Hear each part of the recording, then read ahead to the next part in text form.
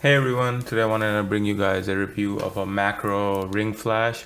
This is the Neewer Speedlight NW-15EX macro flash, and here it is in front of you. So starting with the carrying case, you get a basic carrying case with a belt loop here and zipper up here, and then you have 3 compartments. So this is where your flash foot goes, this is where your filters go, and this is where your flash goes. And that's about it for the carrying case. It comes with 8 different sizes, which are listed on the Amazon page. It's 49mm, 52mm, 55, 58, 62, 67, 72, and 77.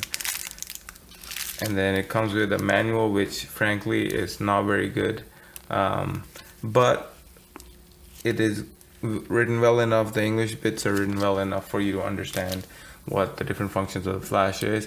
And because it's sort of a copy of the Canon version, you can just read the manual for the Canon. You'll understand what's going on. So it comes with a flash foot. I don't know why you would use it. I guess if you wanted to use it as a slave, but this is supposed to be mounted on your camera, which is the best way to use it. But for a product demonstration, it's useful. And this is the flash, and it takes 4 AA batteries right here.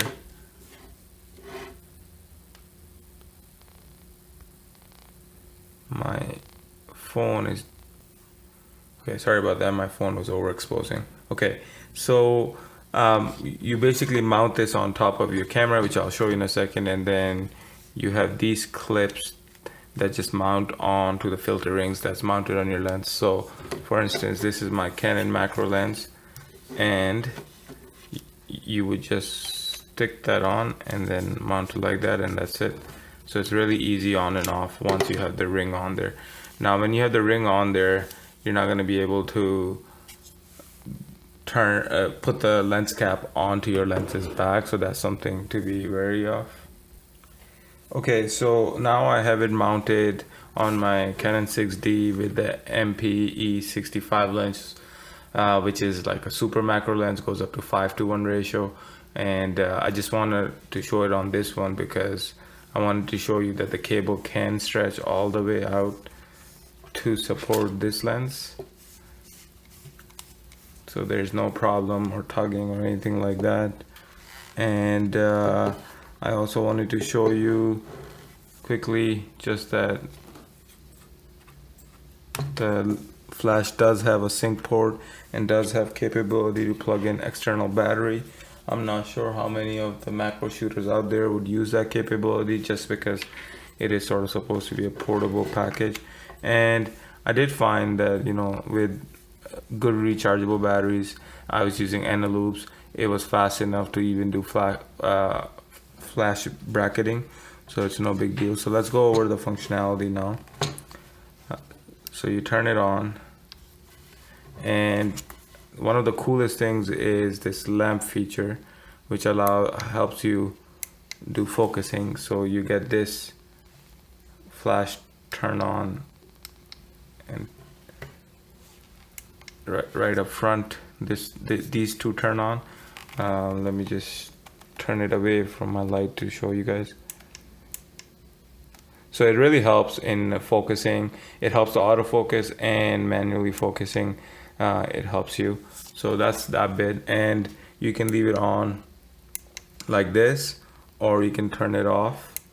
Now I think that when you do AF, it's supposed to sort of turn on when the camera is doing AF. I wasn't able to get it to work, so I basically leave it on like this, and that worked best for me.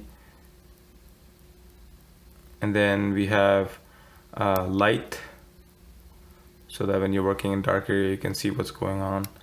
And then you have trigger, just if you want to trigger the flash. And then you have mode.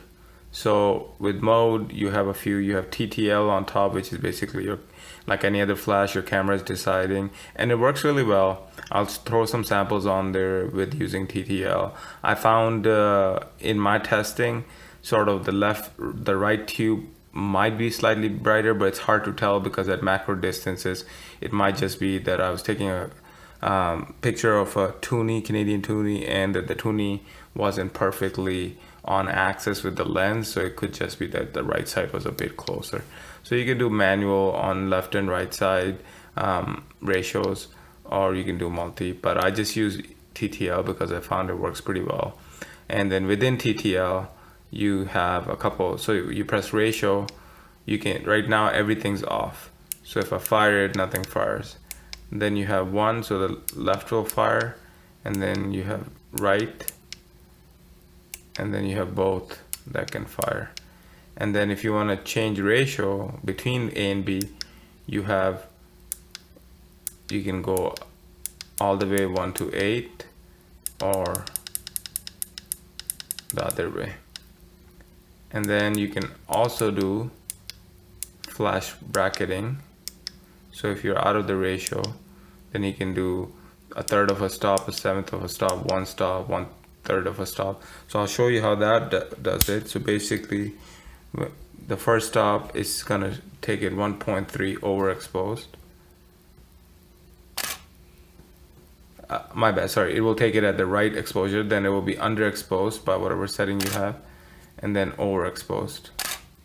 And then that's how you can get 3 shots. And I can show you what I took earlier with flash bracketing just quickly. So this is the photo of a toonie. So this is proper exposure, then this is underexposed, and then this is overexposed, just like flash bracketing would work on any other flash. So that's about it in terms of usability. It works really well. I'm really excited for spring to come so I can go take photos of flowers and bugs and things like that. I will throw the all the samples and the ratio photos at the end of this video so that you can figure it out. You know, overall sturdiness of the flash is about as good as Yongnuo flashes that I use. The plastic almost feels a little bit better. It's not to the level of Canon, but I think that this will last a while, especially because it's not something that you're going to be using all the time. It's only going to be for macro, or if you want to get a catch light in a portrait or something like that, you might try it.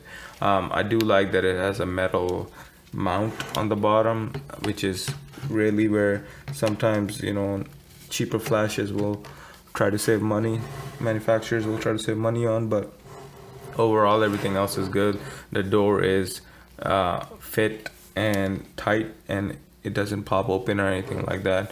The cable is very thick and seems to be very well joined over here and over here. Now I obviously haven't dropped the flash or anything like that to say whether it will survive, but considering the Canon flashes, I think $500 or $600, I think this is a really good deal, and it works really well with both of these lenses. Thank you for watching, and have a good day.